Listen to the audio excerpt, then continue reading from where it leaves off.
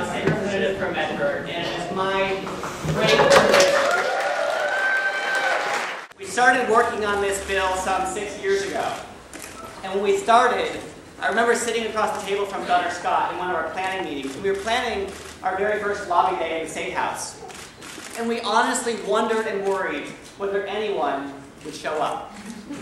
Well, that worry that day was not to be seen because we had a packed room and we actually had to move spaces to Gardner Auditorium that day. And just as that day you showed up here today. So I want to thank you all for being here to celebrate with us.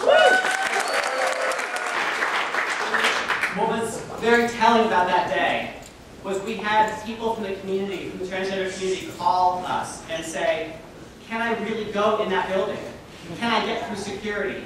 I'm actually afraid to set foot because I don't know what will happen. Am I actually welcome? So if we haven't said it to you before, let me say it to you today.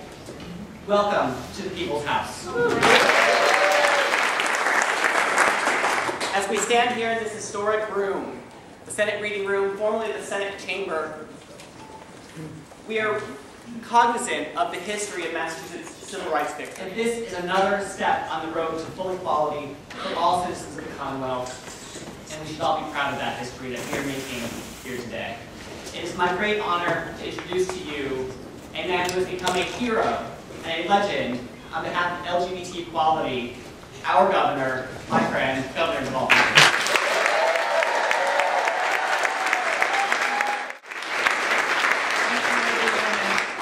Let me add to Carl's very warm welcome to all of you to the State House, to your house. This is about what happens when people come together in common cause for their own sake and for the sake of a principle, a very simple one, which is that people should come before their government as equals. I am proud of you and proud to be with you today. I want to acknowledge the leadership of the Senate President, the Speaker who is here with us today, his and our colleagues in government from throughout the Senate and the House, the constitutional officers who are here today, each of whom showed what for you may seem like a simple gesture of grace, but was in fact also an act of political courage. And I want to acknowledge and thank all of them. It would not be possible without the work of the Massachusetts Transgender Political Coalition. Made up,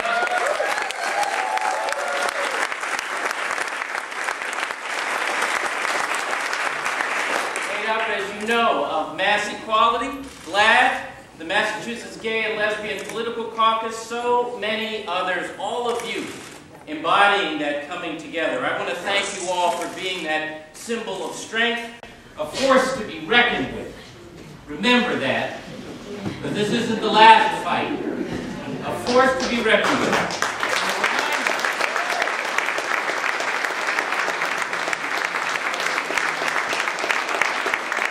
And a reminder that there is unfinished business in the Department of Doing Right here in the Commonwealth. I am proud to be here today to celebrate an act relative to gender identity.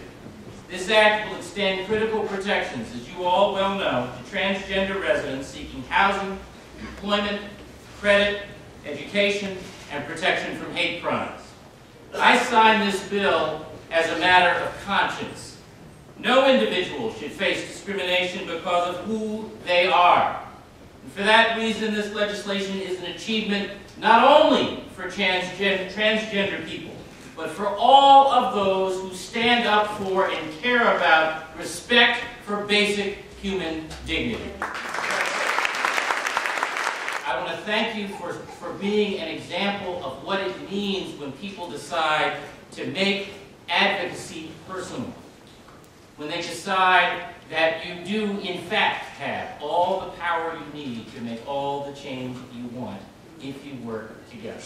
That's an enormously important reminder for those of us who work for you in public service. God bless you all, and congratulations. Our wonderful Attorney General, Coakley. It's my pleasure to be with you here this morning. It's a real occasion to celebrate. And as the governor gets to sign the bill, I get to enforce it. And so Maura and her team and all of us are looking forward to doing that, hoping we don't have to on too many occasions, but being prepared to do it, because this really is the way that we set out what our civil rights are and give meaning to them and give teeth to the idea that this is what we stand for here in Massachusetts, and this is what we are going to promote. This bill, this is huge for us in Massachusetts to be able to say that we really do respect people's rights here, and we pass the laws and we enforce them as we see the way our society should be working, and that's something to be proud of here. We've been importantly deciding how we needed to clarify the law and to explain to people who in their nearsightedness, I will say that gracefully, in their nearsightedness criticize this. I want to say today that I think this law will only increase our ability to prosecute criminal conduct and protect the civil rights of all, and it does nothing to restrict our ability to protect victims of any crime. And we intend to enforce that bill that way, the way it is intended to do. Our Commonwealth is stronger when everybody can live and work together without discrimination. And we've seen, unfortunately, too many times in our past, that although we would like it to happen automatically, it does not. But when we are able to pass bills like this and make them work as we will, then we have a better society. And I appreciate that. Congratulations to everybody. Honor to welcome to the podium Auditor Suzanne. This is an unexpected pleasure and honor. And I say pleasure particularly because you have no idea how beautiful you all are as you stand here with such enthusiasm and indeed gratitude on your faces. Many years ago, we had a debate on the floor of the House of Representatives about whether gay persons would be allowed to be foster parents. I left the House chamber that day in tears, and it's so wonderful now to have such a joyous event and this wonderful this set of visitors to replace that pretty dark memory that I had. So I am really honored to be part of this, to have walked with you, beside you, fought with you for so many years. I'm just thrilled to be here. I'm thrilled for all of the progress that we've made. Thank you very much.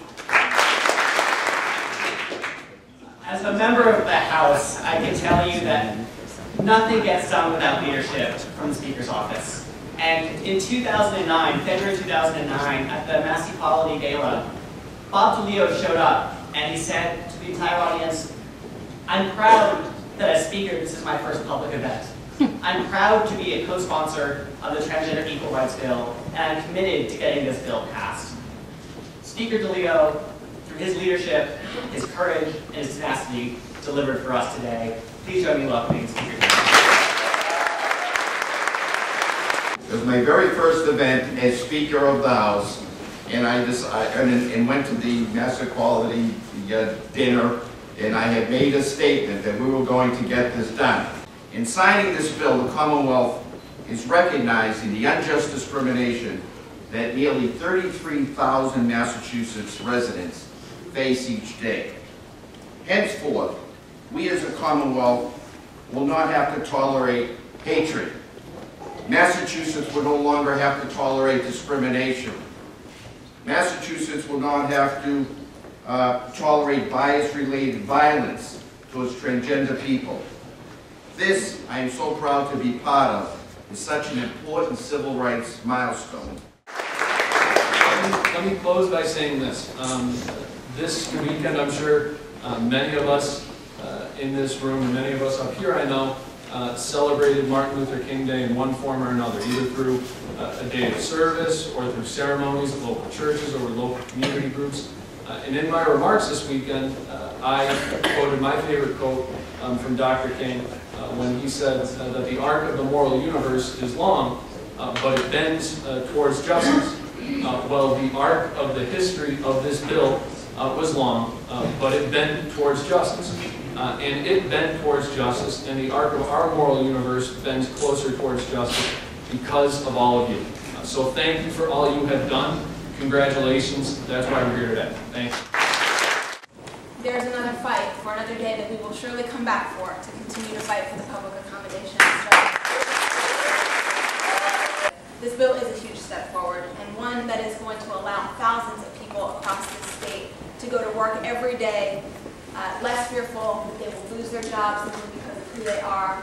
It will allow them to look for a new house or a new apartment without fear that they can be discriminated against with impunity. And it will allow our neighbors to walk down the street with less fear for their personal safety. And importantly, it will allow so many family members to know that their loved ones will be more safe within our borders here in Massachusetts. And that makes this a great, great day. Byron rushing in the seat next to me. When you come here, when anyone who has been discriminated, deprived of their rights in our society, when you come and demand those rights, you, of course, are not demanding those rights because you don't have them. You were born with these rights. You have always had these rights. What you come to us to do is to recognize what we should already have known. What you come to government to do is to protect those rights, is to acknowledge those rights. That is a great work. There's been this discussion about gender identity, but it's also been a discussion about another kind of identity. It has been a discussion of the identity of this state, Massachusetts. And hopefully it will be a discussion about this whole country, the United States of America. Because our identity should just be that. Understanding that human beings, all human beings, need to be protected, acknowledged, communicated with as who they are, humans from the start. Thank you very much. First bring up from GLAAD, the director of the Transgender Law Project, Jennifer Levi. And those of you that know Jennifer, she is brilliant.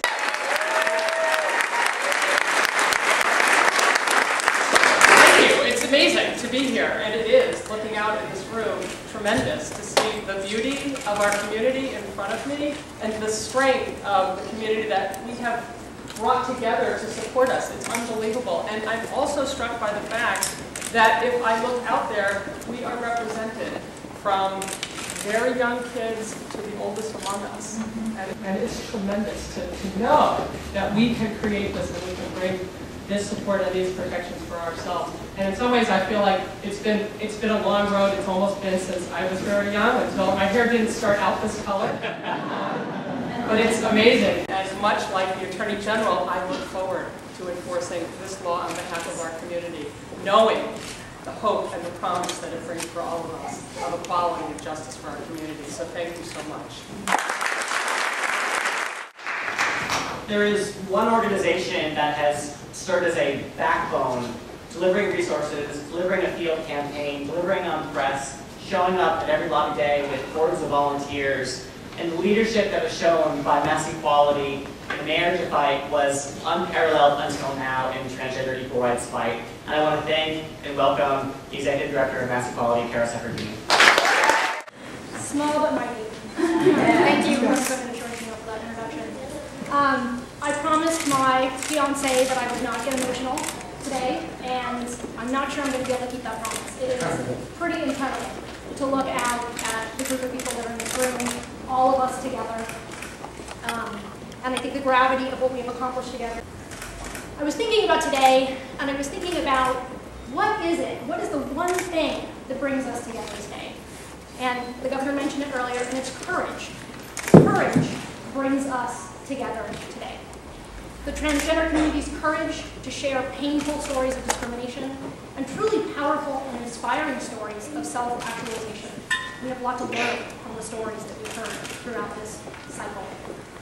The courage of parents who somehow found a way to summon the grace to talk about their own journeys, to understand, embrace, and advocate for their transgender children.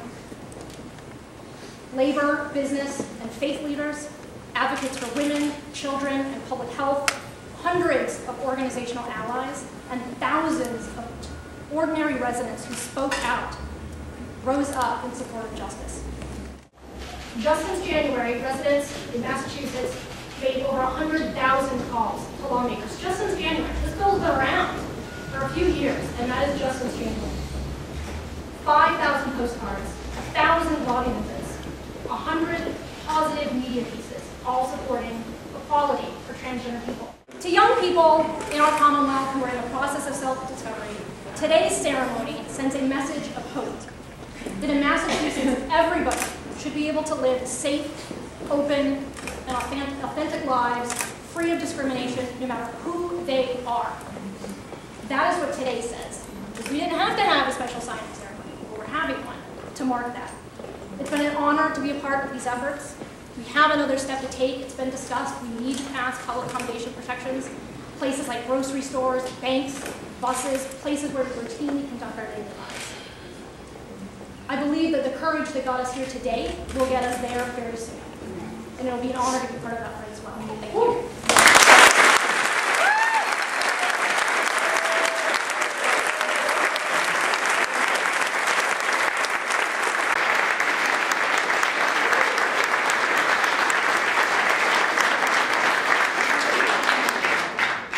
We had, as Kara mentioned, over 100 organizations that signed on and offered their support and delivered when we asked them to be there for the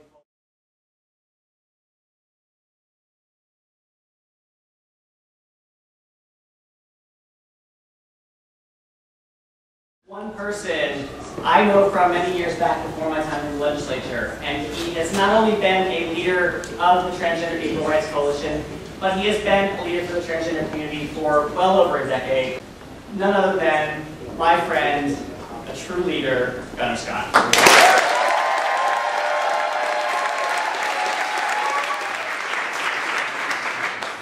This is, you're all making me very nervous. This is like the Oscar speech. I can't thank enough all the lead co-sponsors, Senator Ben Downing, Senator Sonia Chang-Diaz, Representative Byron Rushing, and most especially my fierce, fierce, fierce advocate friend, Representative Sciortino. Thank you. I want to thank all the legislators who voted for this law, many who also fiercely advocated for us behind the scenes that you didn't hear about but you knew was going on. I want to thank the committee chairs, Senator Cream and Representative O'Flaherty, for all of their patience.